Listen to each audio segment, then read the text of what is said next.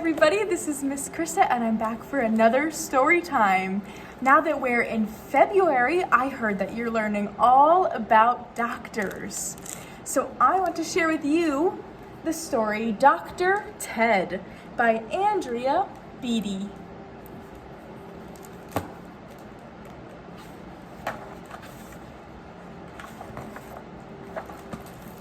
One morning, Ted woke up, got out of bed, and bumped his knee.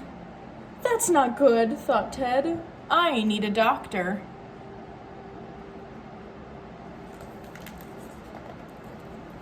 He looked everywhere, but he couldn't find one. And since Ted couldn't find a doctor,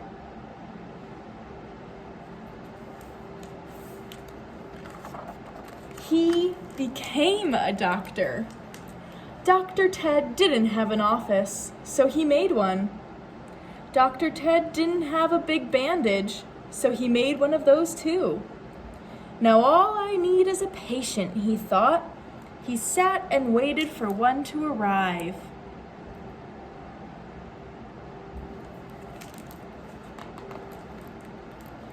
He waited and waited and waited. Nice waiting room, thought Dr. Ted. Then he waited some more.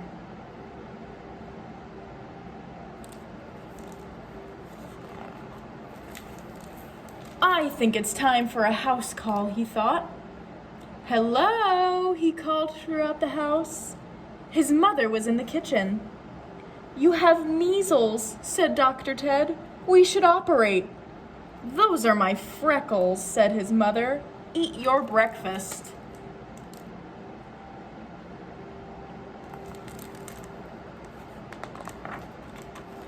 At school, Dr. Ted sat in the third row of Mrs. Johnson's class. All around him, students coughed and sniffled and sneezed. Dr. Ted smiled. Patients, he thought. The patients were very germy. At lunch, Dr. Ted took their temperatures and measured their blood pressure. He gave them fine medical advice, and they were very thankful.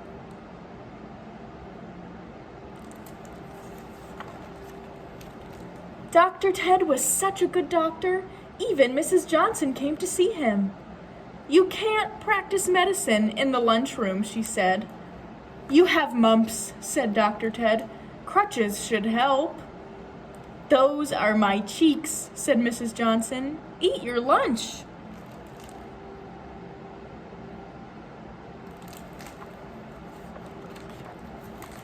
Principal Bigham walked in.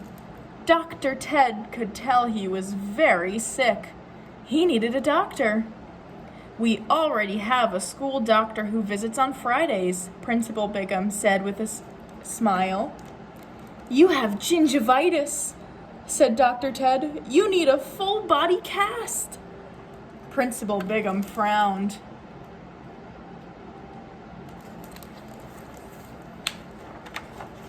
You also have bad breath, said Dr. Ted.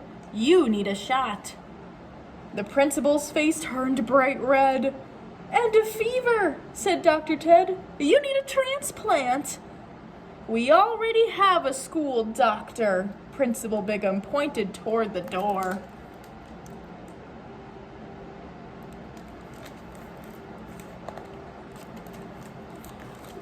We could do something about that foot odor, said Dr. Ted. Go home, said Principal Bigham. Dr. Ted was very sad. He packed up his big bandage and went home. That night, he took 2 cookies and went straight to bed.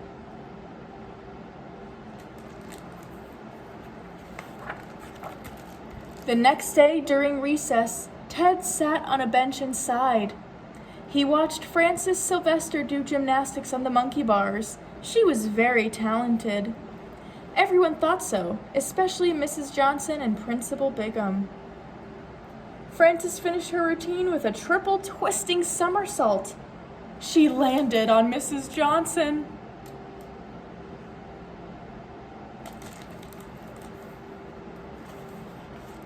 Ouch! cried Mrs. Johnson. My ankle! Principal Bigham ran this way and that. "Help," he yelled. "Call an ambulance. Call the fire department. Call the library. Just call somebody."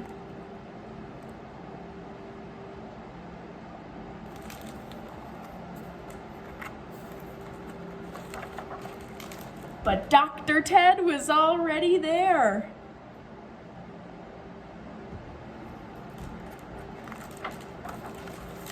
He wrapped Mrs. Johnson's ankle with his big bandage.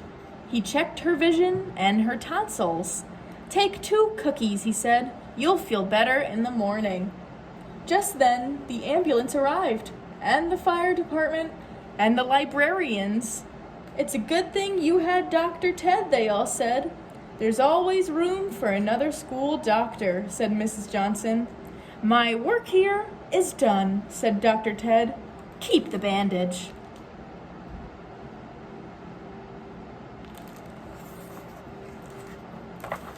Principal Bigham's face turned bright red.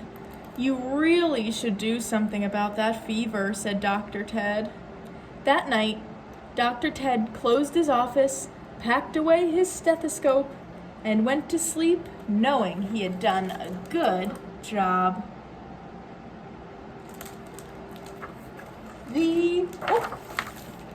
Almost the next morning, Ted woke up, got out of bed, and sniffed the air. It smelled like burnt toast. "That's not good," thought Ted. "I need a fire truck." The end. I hope you all enjoyed that story, and I'll see you again soon for another one.